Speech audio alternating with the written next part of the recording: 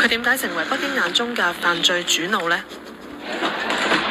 反修例運動之後第2年，北京喺香港實施國安法，贊成2878票。生效之後唔夠個半月，壹傳媒創辦人黎智英首次因為國安法被捕。而家想問下，你覺得警方今日嘅行動係咪阻礙緊新聞自由同埋蘋果日報嘅將來會點啊？蘋果日報第一次被搜查。獲准保釋之後無奈，佢喺2020年12月被正式起訴串謀勾結外國勢力罪。由嗰個月起，佢一直被還押。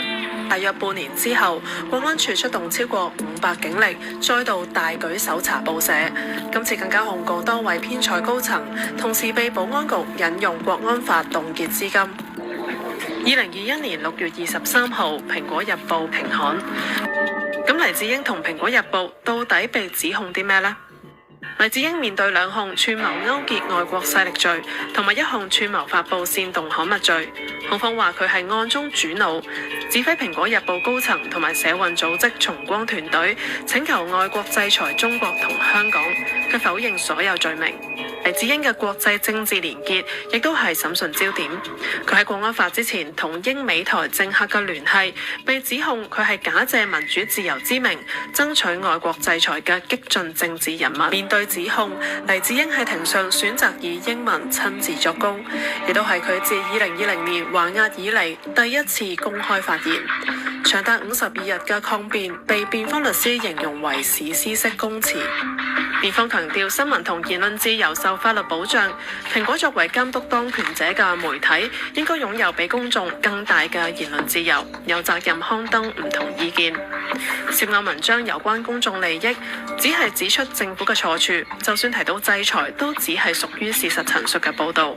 而黎智英有表達意見嘅自由，就算向當局施壓提倡改變，亦都唔係違法。批評控方捏造指控，一派胡言，先假設佢有罪，再逆向思考證據。黎智英話：作為香港人，只係想擺脫獨裁。佢愛中國，但係唔愛中國政府。九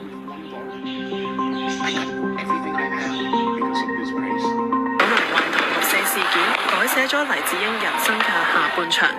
當年佢高調支持運動。We have to fight for it. The only way to fight for it is to print what is right. One is definitely a strong catalyst to induce China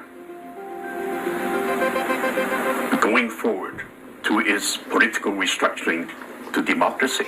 The moment Chen Shui-bian was elected, I told my wife, let's move there. 而隨住香港爆發一場接一場大型社會運動，黎智英喺街頭越行越前。If we can't be touched with these young kids, we're just money, not human beings. These kids are wonderful. They have done a great job. 佢嘅傳媒王國面對嘅政治同經營壓力，亦都越嚟越大。Once the prince of the law.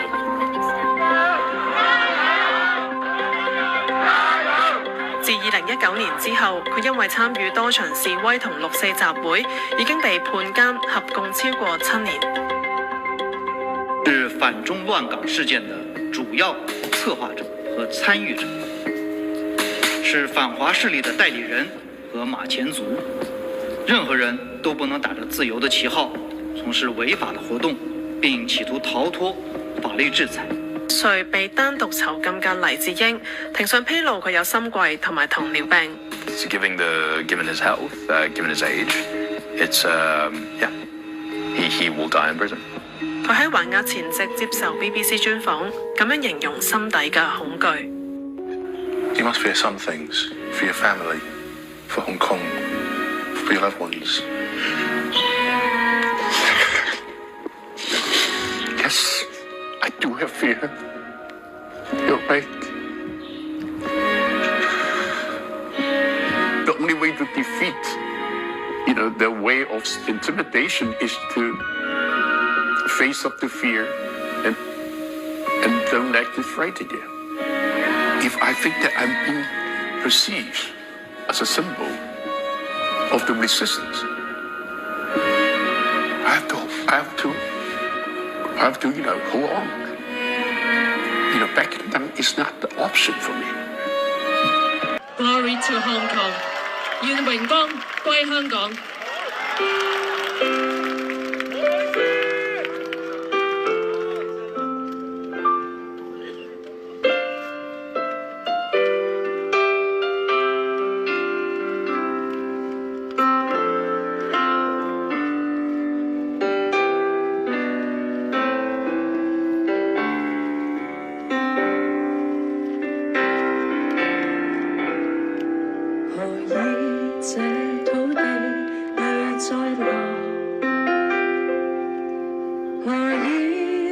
中。